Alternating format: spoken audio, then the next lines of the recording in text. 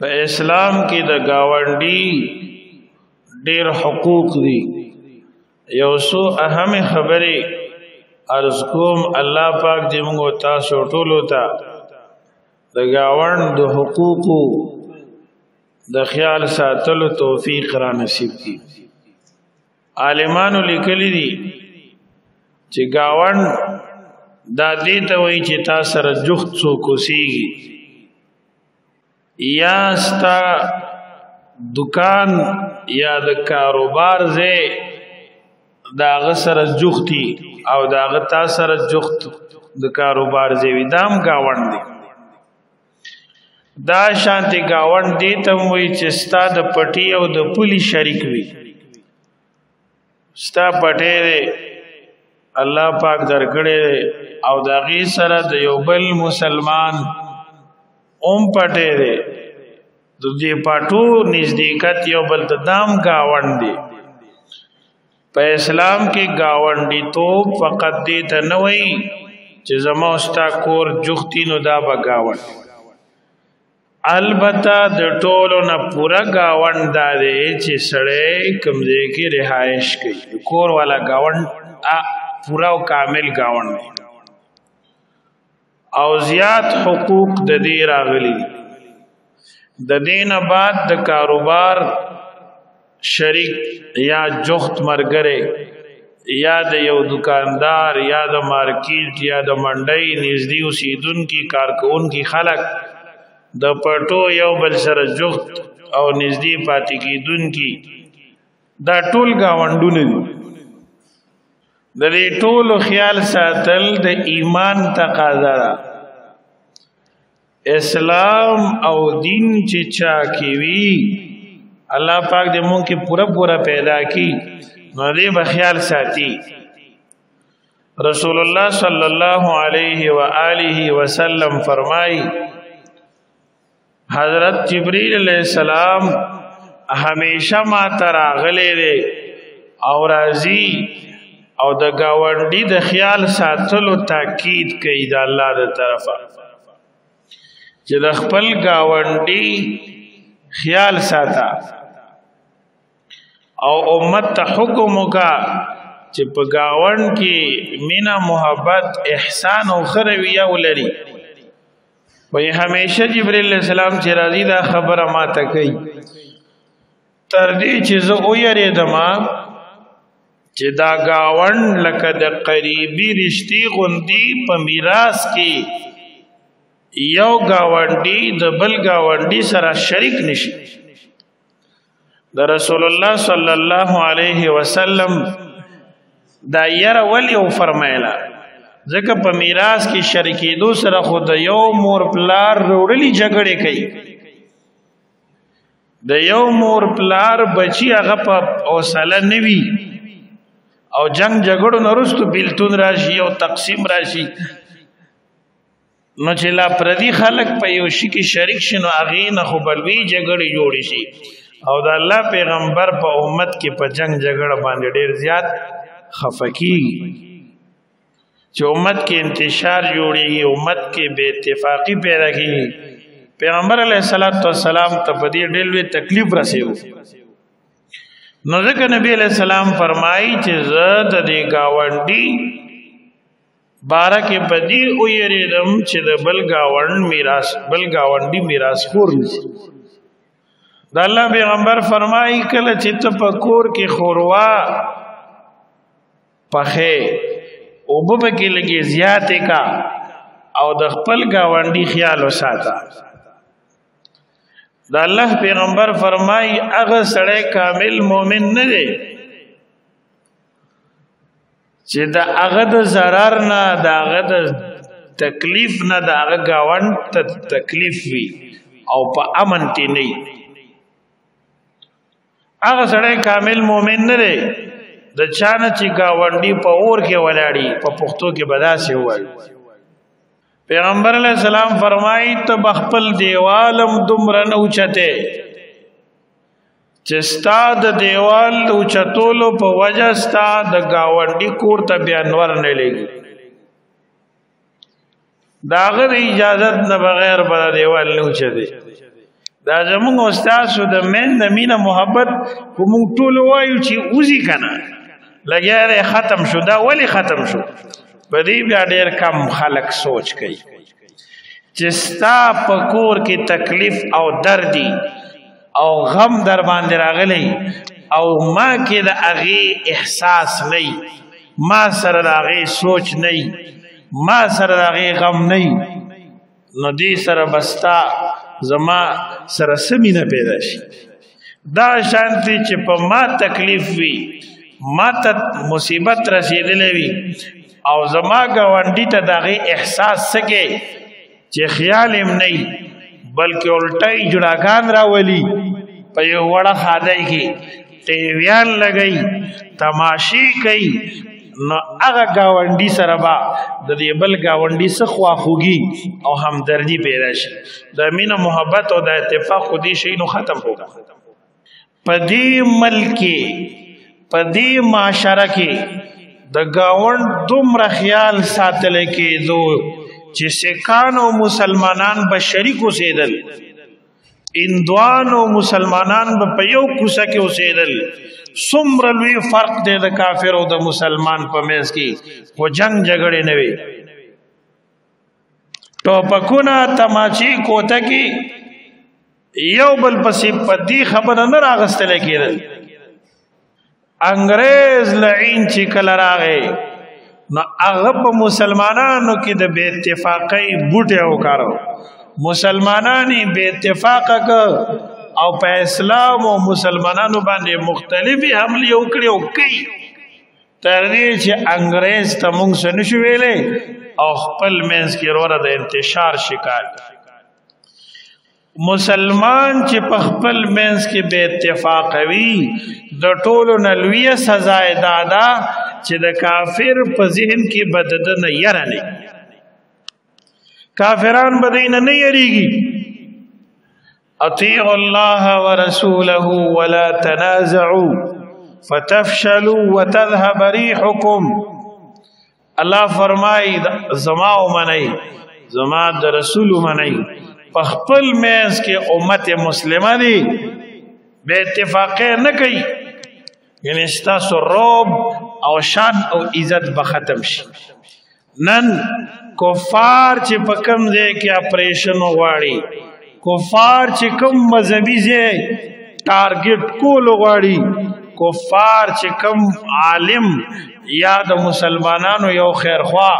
وجل غواړي څوک د هغې مخې ته راتلی شي د هغې ډېرې وجې دي بنیادي وجې د مسلمانانو خپل منځ کې اختلافات خپل منځي اختلافات ادا دې نه شروع شي چې رور او رور رانی رور او خور رانی بیا گاونډي ورانی د بل گاوند سره مرانی بیا کلی ورانی او بیا ملکونه او علاقې ورانی نو بنیادی شی د گاوند خیال ساتل د الله پیغمبر د یو يهودي گاونډي خیال ساتل د یو کافر گاونډي خیال ساتل نو موږ تاسو ولې د گاوند په حقوقو کې کوتاهي دی موږ تاسو دی ولې دل تسترګې پټې کو او د نبوي تعلیماتو نه موږ تاسو ځان خالق د الله پیغمبر فرمای یو موقع کې تاسو شو د الله پیغمبر د ټولو نه لوی ګناه کوم یو ده رسول الله صلی الله علیه وسلم فرمایل دا گناہ دا بل یو لوی گناہ دا ان تزنی حلیلت جارک چې ته د خپل گاونډي د ښځې سره زنا وکړې دا د ټولو نه لوی گناہ ده یو خو زنا ده ادویم د گاوند حقوق ضایع کول چونکه گاوند کې دا کورونه چې جخت اوسېږي نو د هغې په منځ کې ملاوېدل اساني ضرورت وي د دې بندیانو یو کور نه بل کور ته نوځي تیلو ډبلي پسې ځي مال کې پسې ځي یا سوال جواب کوي یا یو شی غواړي د زنانو دې خبرو ته خیال نه په هغې باندې لاپرواهي غالبه ده او یو خیانتګر د دین غلطه فایده لري نو دې سړی د گاوند حق ضایع کو او زنا یې وکړه نو ځکه دا ډېره لویه ګناه ده. دې وجې نه روایاتو د حدیث کې راغلي دي چې چا د ګاونډي د زنانه سره زنا وکړه دا داسې ده لکه خپلې خور سره چې زنا وکړي. نن موږ تاسو د خپلو معاشرو باره کې دې سوچ وکړو چې زمونږ په کورونو کې یو لوی مصیبت راشي نو موږ د هغه مصیبت نه دومره نه یریږو څومره چې د نږدې خواوشا ګاونډ نه یریږو. اچانک د شپې بیمار پیدا شي دا اسپیټال ته رسول یو تکلیف وي خو بل طرف ته زموږ ستا په مزغو باندې د کور غم وي چې یاره کور ته چرته غل رانه شي. دا وی که نه وي یو لوی تکلیف دی خبره پیدا شي د سړی مالی حیثیت هم کمزوري ګاډی هم ورسره نه وي ګاونډیان هم غریب وي بل طرف ته دا بیمار د شپې 10-12 بجې 1 بجه اسپیټال ته رسول د یو مسلمان په مزغو باندې یو غم دا وي د هغې د پاسه د مخکې نه پیدا غم سوري چې یاره زه دا بیمار روان کما نو هسې نه زما د کور بېزتي څوک وکړي. دا د انډیا نه هندو نه راځي دا د برطانیې انګریز نه راځي دا د امریکې ظالم کافر نه راځي دا زموږ ستا د معاشرې پیداوار بلکې د رشتې خلک د کاکا زوی راشي څه ماما زوی راشي وراره راشي خورایه راشي داسې ده که نه ده. دا د مسلمان ژوند دی دا د انسانیت زندگی ده د مسلمان معاشره داسې کېدی شي. الله پاک دې په عالم اسلام باندې او خصوصا موږ تاسو باندې رحم وکړي. اسلام موږ ته سوی زموږ ذهن کې د غیر او ثقافت د یهود او د نصاراو زندگی دومره ورننوتې ده د پیسو د حرص دومره لوی مرض موږ ته لګېدلی چې خپل حق او پردی حق سکې چې په غم باندې هم د چا موږ او تاسو بریک نه نیسو. زه تاسو دا خبره ډېره کوم زما مغزو کې هم ډېره ناشنا ده زه هر وخت په دې کله کله ما ډېر خفه کې نږدې وخت کې ډېرو د سوونو کالو د زرګونو کالو خبره نه کوم د 10 کالو هم نه کوم یو 15-16 کاله کې زما یو ملګری عالم دی د هغه کلي کې چې محله کې څه غم خادي وي نو ما سره تعلق دی ما ته وایي ټول مقتدیان نو زه یو جنازې له هغه کلي ته لاړم دغه کلي نوم درته نه علم او نه ورته ضرورت شته چې جنازې له لاړم جنازه مو کړله ما په هدیره کې یو څو خبرې وکړې هغه خلک ما پورې نښته چې اوس بل ته لږه دمه وکړو ما سره وخت مې لاړ به شو نو یو ځای کې کېناستو دې کې یو کاکا مرګری دی زموږ هغه رانوتو توبې ویستې او خفه مې ولې وایي د مړي د کور نه غلا وشوه دا د پښتنو ثقافت دی دا زموږ ستاسو زندگی شو وروره چې یو طرف ته یو کور په خپل مړي باندې او غلا د څه وشوه افسوس صد افسوس سنت نه سونیم پټیږي په جارګي باندې اوچ خشاکي خو او التلاګیس پورا نه راغلي خلک راغلي خشاکي ته وړي شریعت وایي چې د مړي کور والو باندې تاسو لږه او پخله مکوي تیار تاسو وروړي تاسو وایي کنه وایي الله پیغمبر فرمایي چې چاته غم صدمه اورځي تاسو پخ کړي تیار یو سي د مړي کور والو ته او ثواب دې پدې کې چې گاونډیان او رشتہ دار او دوستان دي د مړي په وارثانو زور کی چروټه او خورا باقاعده وته زور کوي او اصرار به کوي دې کې ثواب دی ځکه هغه غم وهله خلق دي درد دې خلق دي او په غم او درد کې چا زړه ته سنکی نو شریعت وایي چې مستحب دادا چې د مړي په اقرباو باندې گاونډیان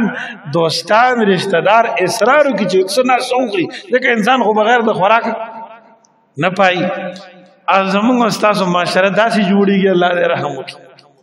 دا پوډریان چا پیدا کړی دي دا د گاون یو کس پوډری وي اذان اتو لګو یو لګي یار ډیره مزه کوي ولګو ته یو هغه غریب هم ځان سره په مخته کی دا چرسیان د گاون نه پیدا کی او دا سیروزی او تبلیغ ته جزي دام د گاون برکت دا مدرسې ته چوزي یا طالب علم تی جوړیږي یا د خدای په لار کې په یو بل دینی کار نو تام په گاون کې یو د انسانیت والا سړی وي هغه وي زم جمعه ته زم دی گاونډي باندې موازو کا اسلام موږ ته دا سبق راکړي او موږ تاسو دی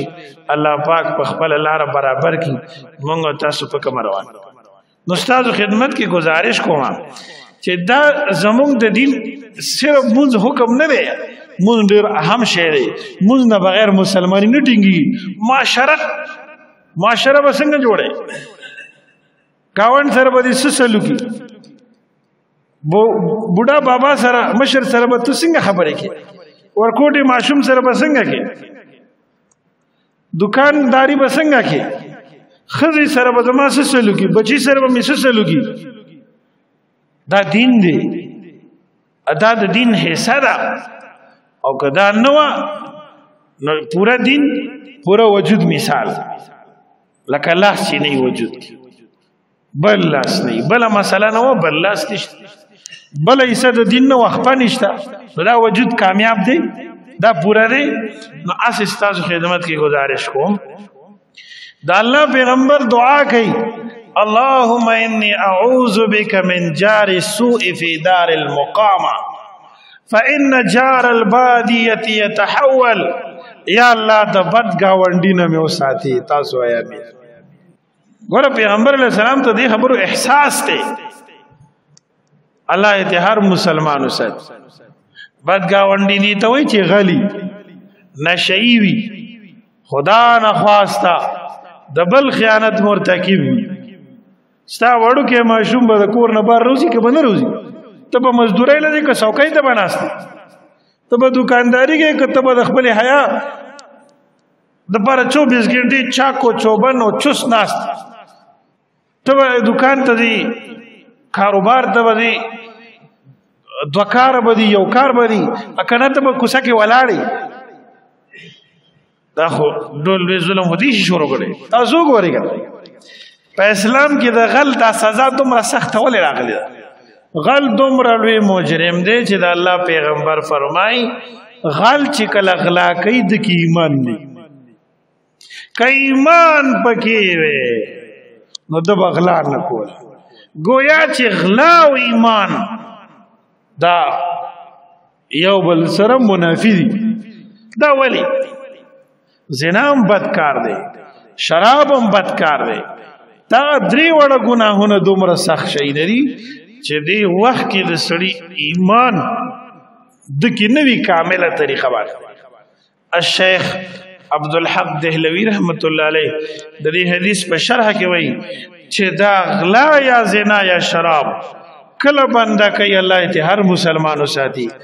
د ایمان د نوزي او په سره سورې شي چې د ګنا نه فارغ شي بیا راشي په یو ځای کې ایمان او دا عمل نه جمع دي صحیح غل زکه دومره لوی فتنه را دومره لوی بدبخت دی زستا په دې لوسپیکر باندې د شپې یو بجه اعلان کوم چې خبردار دې کلی ته غل را نه وته بیدار اوسېږئ ستاسو په کلی کې 100,000 کور کله اندازه تن 15,000 خوشا وای کنه حقیقت پورته چې ټول والي صحیح ده تاسو په خپل وای چې بدی کورونو کې بسو خوبو کې اوس عقل دا وای چې بدی یوش په باندې بداغل زیات ته زیات یو کور لوټي